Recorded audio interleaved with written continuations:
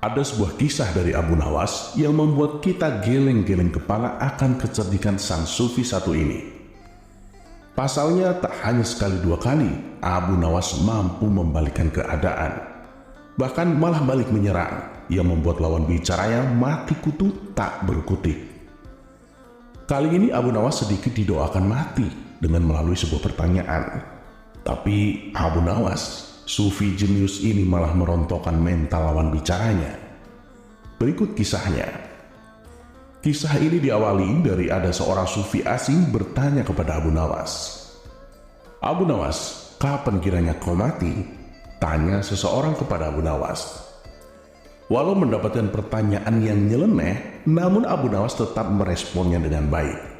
Abu Nawas juga meminta orang yang bertanya tersebut agar menjelaskan pertanyaan itu. "Hah? Gimana? Coba jelasin maksud dari pertanyaan Tuan tadi. Kok saya kurang paham ya?" pinta Abu Nawas dengan serius. "Begini Abu Nawas, kalau engkau nanti mati, saya mau nitip surat untuk mendiang ayah saya. Beliau itu sudah meninggal 10 tahun yang lalu," kata orang asing tersebut. Mendengar penjelasan orang asing tersebut, Abu Nawas pun merasa agak sedikit kesal. Walau demikian, Abu Nawas tetap menjawab permintaan dari orang asing tersebut dengan kalimat yang penuh makna. "Terima kasih sebelumnya atas kepercayaan Tuan, tapi mohon maaf sebelumnya. Permintaan Tuan itu nggak bisa saya penuhi," jawab Abu Nawas.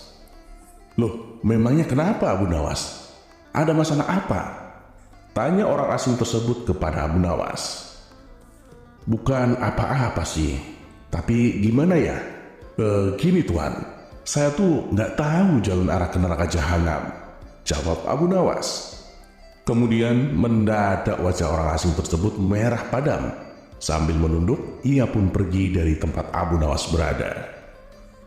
Dari kisah ini bisa dipetik sebuah pelajaran.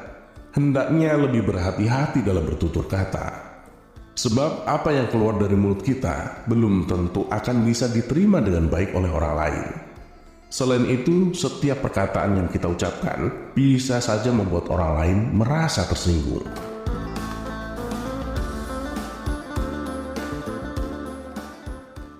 Kisah selanjutnya.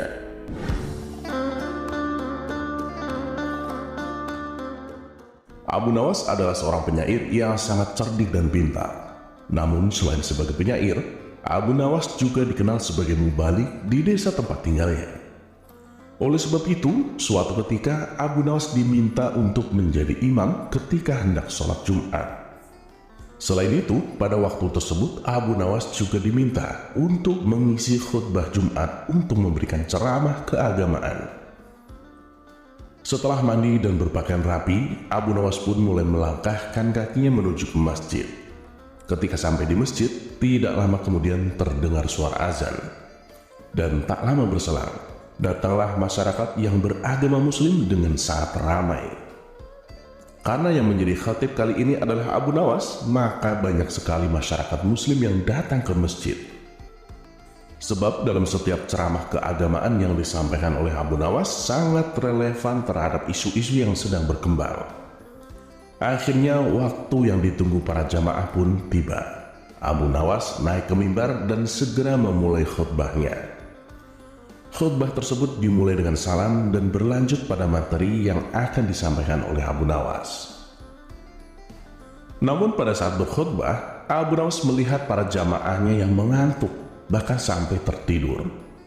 Melihat hal itu kemudian Abu Nawas berteriak, "Api, api, api!" dengan sangat keras. Hal tersebut sontak membuat para jamaah sangat terkejut dan berdiri mencari keberadaan api tersebut. Bahkan ada juga jamaah yang hanya saling pandang satu sama lain. Kemudian ada salah seorang jamaah yang menanyakan di mana apinya kepada Abu Nawas. Walau ada jamaah yang bertanya demikian, tapi Abu Nawas tetap melanjutkan khutbahnya. Kemudian keluarlah perkataan dari Abu Nawas. "Jika ada api yang dahsyat di neraka bagi mereka yang lalai dalam beribadah." Maksud dari teriakan api-api dari Abu Nawas adalah api neraka tersebut. Barang siapa yang lalai dalam beribadah, maka ia akan merasakan panasnya api neraka. Usai melakukan ceramah tentang api neraka, kemudian Abu Nawas menutup khutbahnya dengan lantunan doa-doa.